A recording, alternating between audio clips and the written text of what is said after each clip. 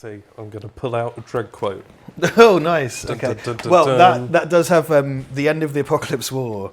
Is when Dredd commandeers the whole kind of Soviet missile machinery, if you like, and he's looming over the button, and he's like, "Please, Judge Dredd, there are 1 billion people in my city. Please have mercy." And it's my favourite panel. Well, one of my many favourite panels.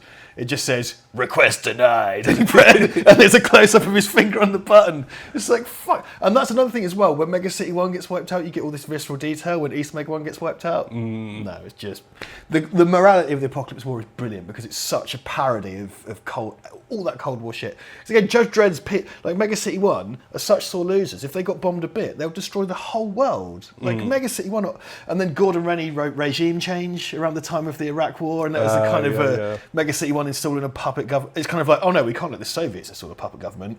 That's immoral. We have to install our puppet government, and that's fine. Well, yeah, I thought we were going to get to that quote when we were talking about East Meg 1 getting destroyed.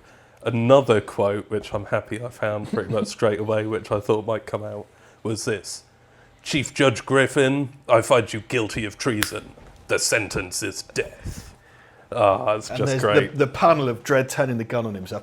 And also, he throws the cape off. Yeah. Oh, fuck. It'd be such a great... so, like, the preamble to the Apocalypse War was illustrated by Steve Dillon and Mike McMahon and Brian Bolland, which is like this fucking super A-team. And then the kind of 26, 30-part Apocalypse War itself is by Carlos Esquerra, who recently passed away, as did Steve Dillon. And what I would fucking give, when they're wasting money on Killing Joke movies, if you can get me someone who can animate Carlos Esquerra's look and give me my Apocalypse War animated film, Clancy Brown as Dredd, like, fuck, come on, like, it would be so good. Well, talking about the setup stuff, because this isn't all going to be about Apocalypse War, but the start of Apocalypse War is Total War, where... Oh, no, it's Block War. Oh, Block War, yeah. Sorry. Block War, where Orlok, as a self-spy, comes along, puts something in the water that essentially makes all the people in Mega City War fight each other. In Mega City War, this happens because people live in giant blocks, and so the blocks are aggressive towards like each peach other. trees. So yeah, like peach trees. If you imagine two peach trees next to each other, there's a thing called a block war, where people have these kind of insane tribalistic fights between blocks. They have their kind of block defense kind of militias. And Brian Boland essentially almost killed himself doing the Block War pages because he's such a kind of photorealistic artist when he has to do 200 people. That's what made Mike McMahon quit for a time as well. So like I think one of his last bits for a number of years was when the blockers are flooding the judge like tank. Oh. And it's just this insane crowd scene in it and McMahon was just like, nope. And he's like, Mike McMahon is someone whose reputation looms very, very high artistically over Dredd, you know, in terms of its look. And he still comes back and does stuff, which is very nice because he started off. They initially hired him to rip off Carlos Esquerra. That was literally what Pat Mills did. But then he was very young, but he developed into this incredibly idiosyncratic artist. Like by the time the strip The Howler. Well, he's got like 3 or 4 idiosyncratic styles. I remember when I was a kid, because when I was going back to it kind of retrospectively, was in the 90s. Like I would look at a strip from the 90s or the 80s. It was a Mike McMahon one, and then I'd look at one from the 70s, and I'd be like, I was genuinely like, are there 2 Mike McMahons? Like, I didn't know because you and I, Ivan and I, went to the same school and shit, and we used to talk. We would talk about this in school. In form, in fact, we'd talk about 2008. And we'd talk about the artists and stuff, and we'd come in and chat about it and whatnot. And, you know, we were both people who we were very interested in who was credited on each strip. Because who wrote it and who drew it and who lettered it and who inked it, who coloured it. It's not like American comics, normally the artist does everything rather than pencils. Yeah. Not always, but often. And we were very kind of obsessed with who did what and when. And it'd be like, is that the same fucking guy? Like, I can't work it out. Because you didn't have Wikipedia then. Or whatever, you know, you had nothing to go for all on. I knew, there was 2. And you watch the evolution of Mike McMahon stuff. Like, and also the amount of mooks in 2000 AD. It's like, Well, we've got Wait. McNeil, and McMahon, and McCarthy. There's a lot of Scottish people in British comics. You're fucking welcome, everybody. A lot. He That's said. for He sure. said with his Scottish accent. Hi, Mum. Love you, Mum. She's not watching this.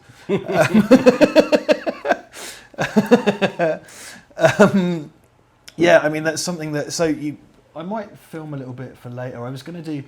So we have a wall of art over here, some of which has come up before. So we own a number of original art pieces. So we've got Dylan Teague on the wall. We've got Paul Marshall. We've got Colin McNeil. We've got Chris Weston. We've got Henry Flynn. We've got Erskine. Gary Erskine. Thank you. Shit. Fucking hell. He drew that whilst I waited as well, as did Dylan Teague. Millgate. David Millgate, yeah. We've got a nice... And some of those, man, like fucking... Colin McNeil, Chris Weston, Dylan Teague... Well, these are all fucking all-stars to me. Yeah. No, completely. No, we're not going to own Brian Bolland's pieces because we're not zillionaires. But, you know what I mean? Who apparently lives around here somewhere. Yeah, no. I saw him in the pub that time. Yeah, I remember. He doesn't live in Cambridge, but I met him nearby. when I worked in the language schools. I was leading a tour group, and I saw Brian Bolland was in Film Planet. So I turned my phone off and went downstairs and met Brian Bolland and got to sign a bunch of shit. Spoke to him, lovely dude. Then I come out to like loads of missed calls. I was like, oh yeah, my phone broke because fuck that job. And then a couple of months later, I sat up at the Prince Regent with students again. And I was sat there, and then like this dude walked in with a beard, and I just sort of idly looked around and made eye contact with him. And my conscious brain didn't know what was going on, but my unconscious brain just decided to track him and follow him like I was at Adobe After Effects fucking track, and he looked at me, and I realised I just stared him down. It was only when I walked off I was like, that's Brian Bolland, wasn't it? You just creeped out Brian Bolland, like what the fuck? Well, that's the thing, because that I think it's particularly with 2000 AD artists, there are things they do, and it's really hard to describe why they mean so much to you. Like with a good story, you can kind of go, well, it's a great story, it's an amazing story, these characters do this, blah, blah, blah. With some of the artists, it's like, well, I can't tell you why Colin McNeil is so amazing. He just is. It's always a pleasure to see a page by him, or Henry Flynn, or obviously Carlos, or I can't really explain it. It's just like, yeah, it's weird. There's this kind of magic to it. I mean, I know I do look at certain ones in adulthood and kind of appreciate them more, because when I was a kid, I used to sit and just draw. Well, yeah, that's another. You and I used to draw a lot, right, in school. And I used to sit personally and copy out pages from Necropolis and copy out Esquire. Carlos Esquire does this thing where, is it on here? Yeah, so he does this thing. So he does like dotted lines to show foregrounding. It's this really so idiosyncratic, like, and he does jagged panel edges and stuff. So you'd sit there with the black marker pen, just doing the kind of dotted lines.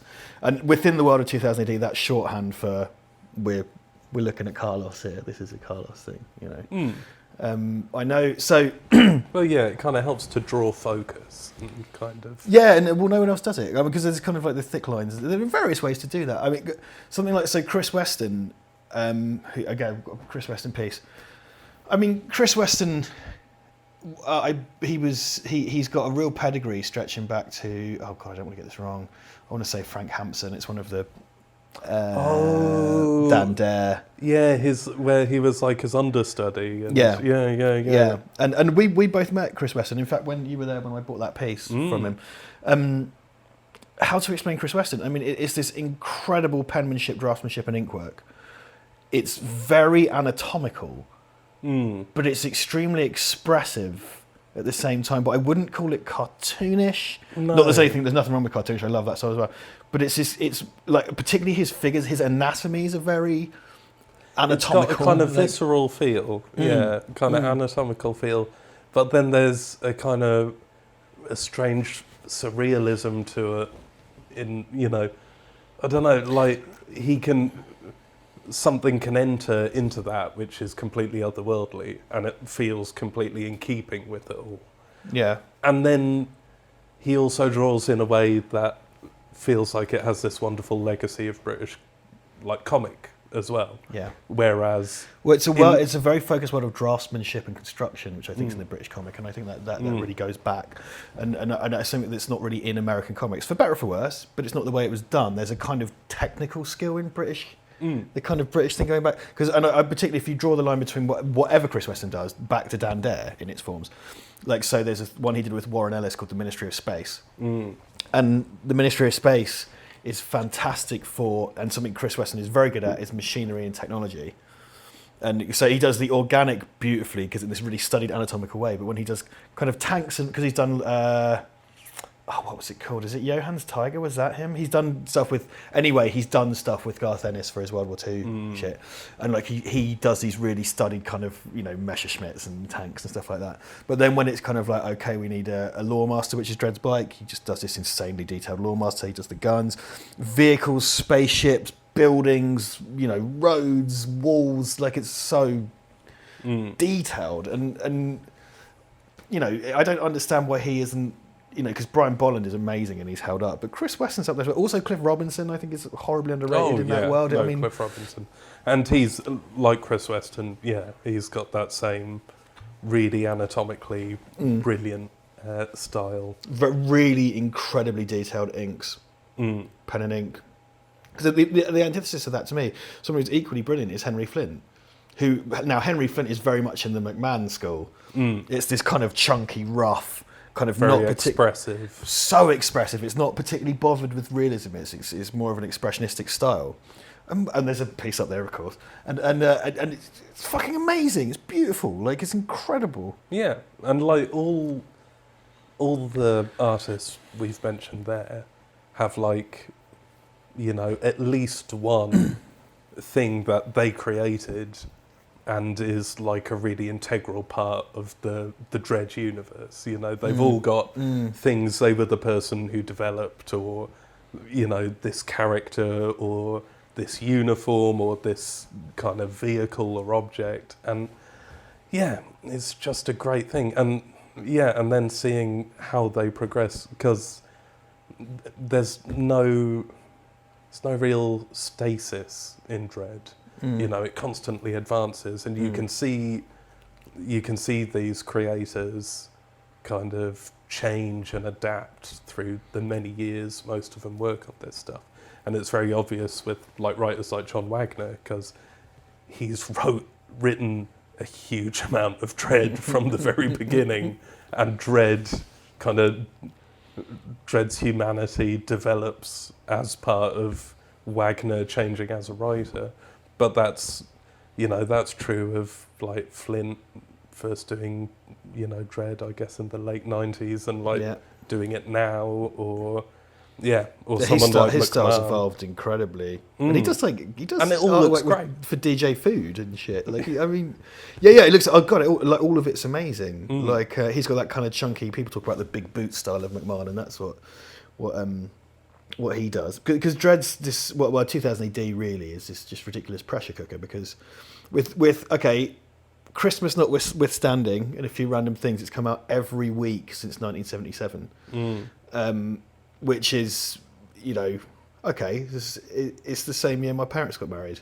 I know what's more important to me. It's up to them what's more important to them. But fucking 42 years, and that's before you even think about all the rest, like the magazine. So you've got 2000 AD, which is a weekly sci-fi anthology comic currently published by Rebellion. But then there's the magazine, which is the monthly version.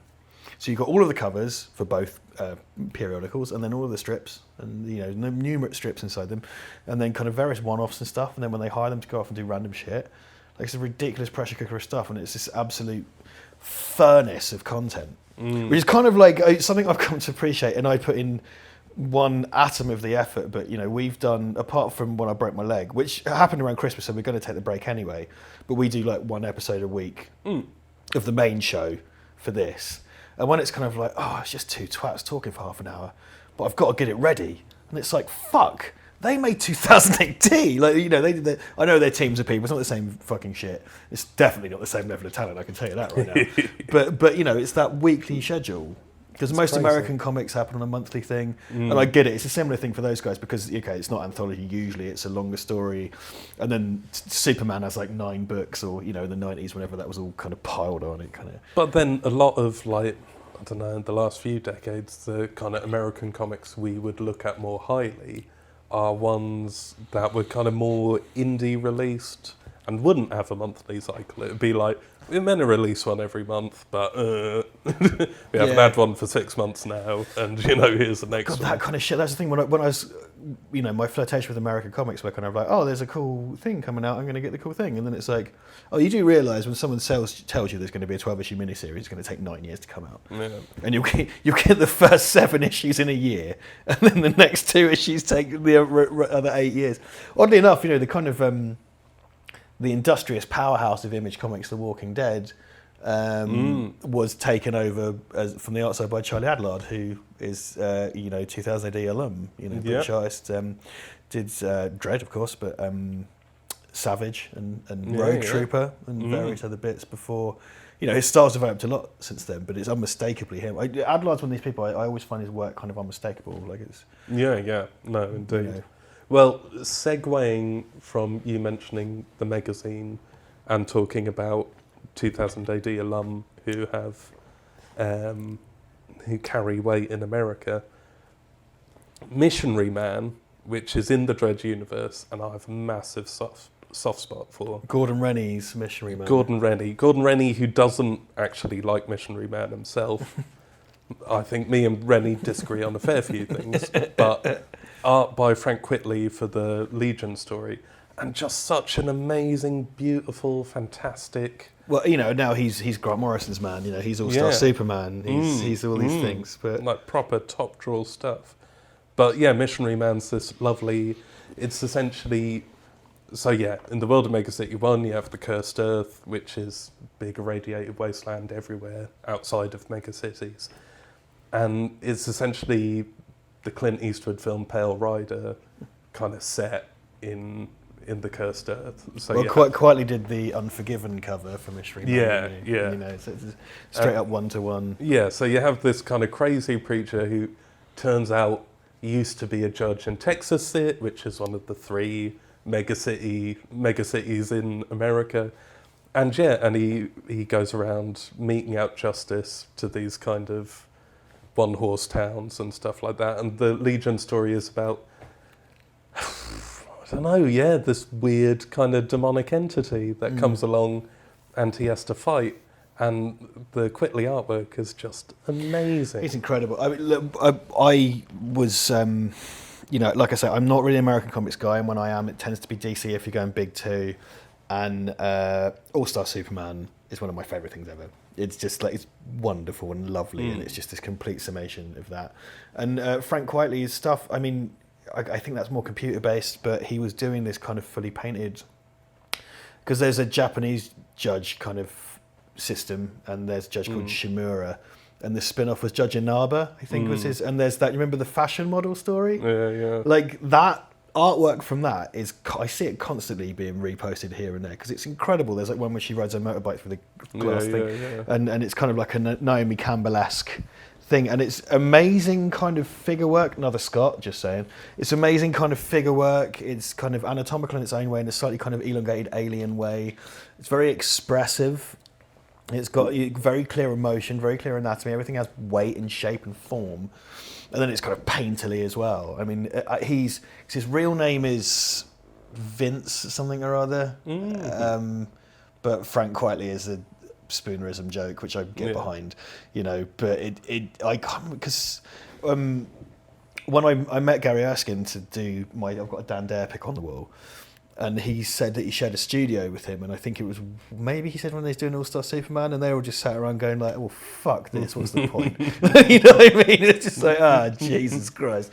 And it's like, yeah, I get that. If he's just kind of knocking those out, then what hope have the rest of us got?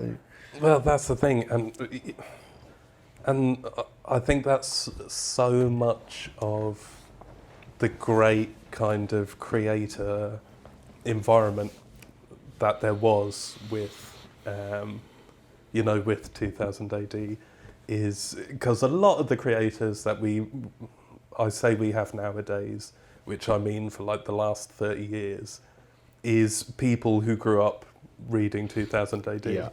And so there's this huge weight of amazing creators, which just means people have to keep on working harder and harder. I think it was Anthony Williams, like in the early mid-90s, they used to do little kind of creator profiles in the prog. Yes. And there's one with Anthony Williams, and like one of their generic questions is something like, if you had one wish, what would it be?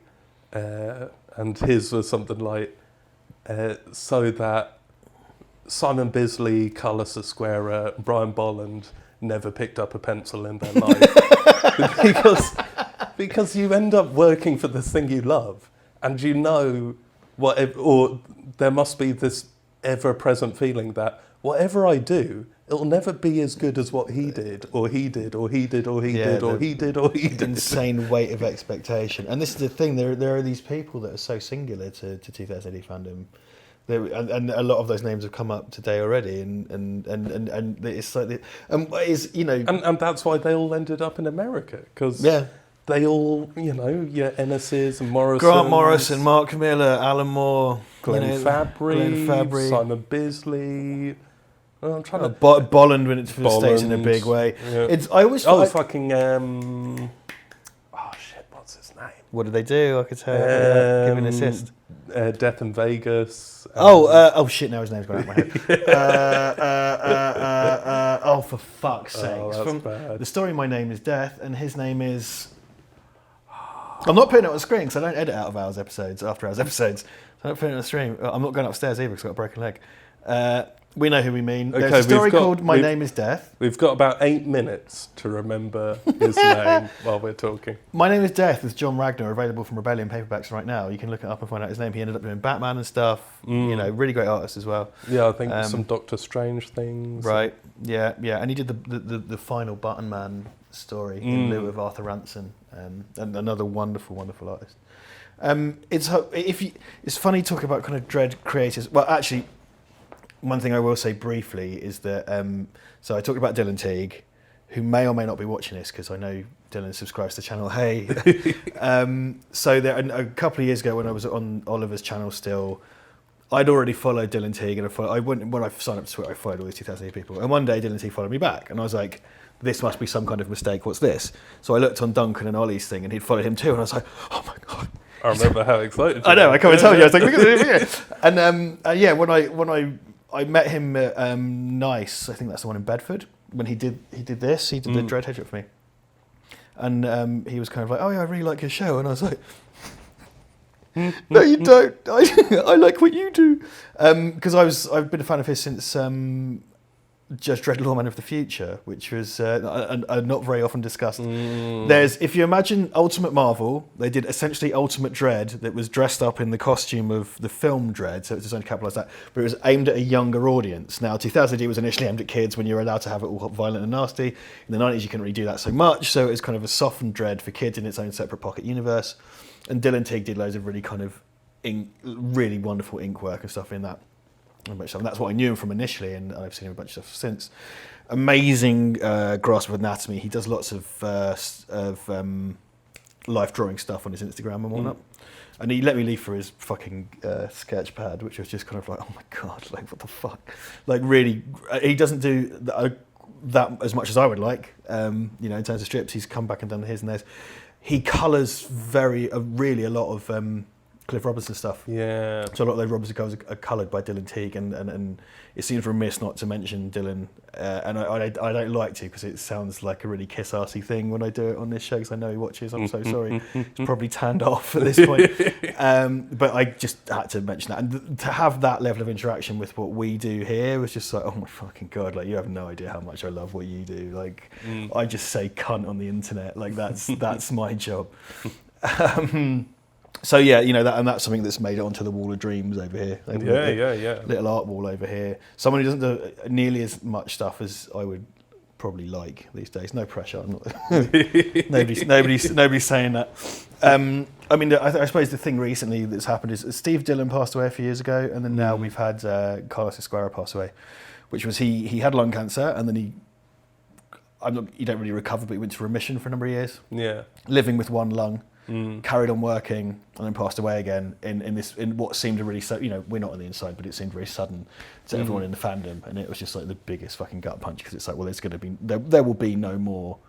I've always wanted to own a Carlos Esquerra piece. I've got a signature on a poster. So I met him. I've met John Wagner as well. Same time I met Dylan Teague, I met John Wagner, and another thing. But I'm not saying I'll never own a Carlos Esquerra piece, but it's a lot less likely now. Yeah, well, I don't really. We're coming to the end of this video, and I don't want to have this kind of horrible downbeat ending.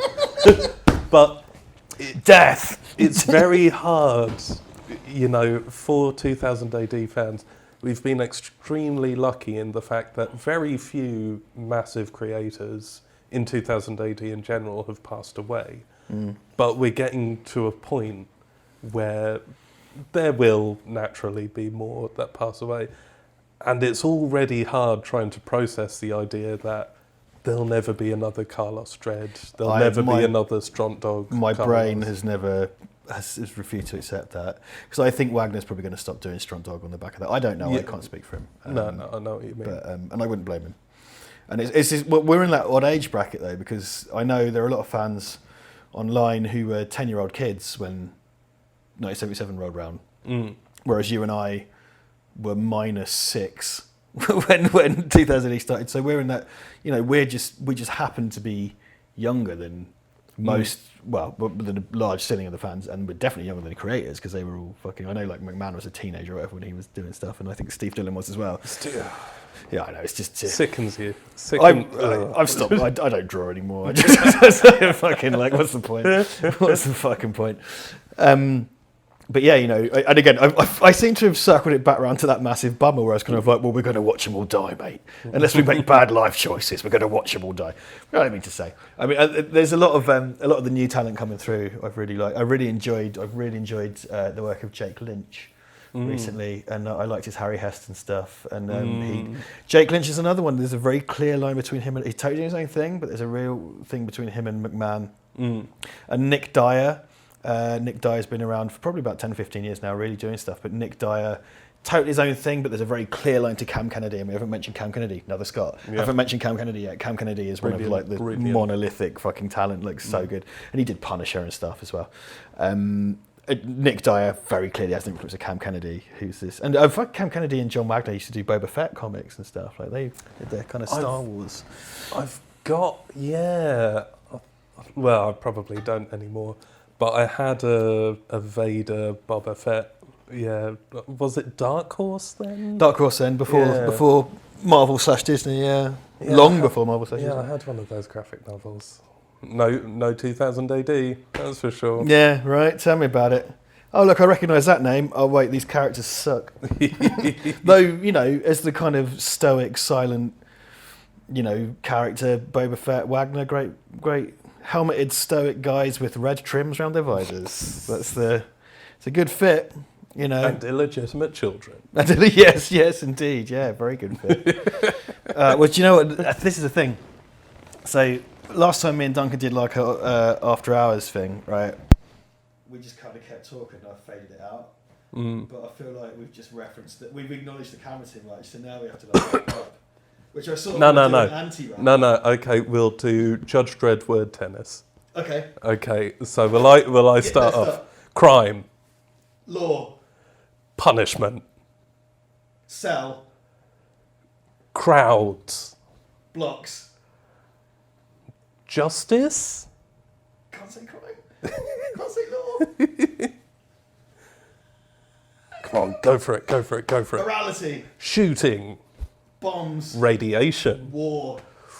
Monkeys. Mutants. Banzai battalions. Time to Space Luftwaffe. Moon. Moon is your final answer. Moon. Okay, Lunar City. Oh no, Moon. Okay, Moon. Space. Murd the oppressor. Sagbelly the Toad. Nice. Jigsaw disease? Nice. War Wheel. Tads. Dave the Orangutan. Nice. Best mayor ever. Best mayor ever.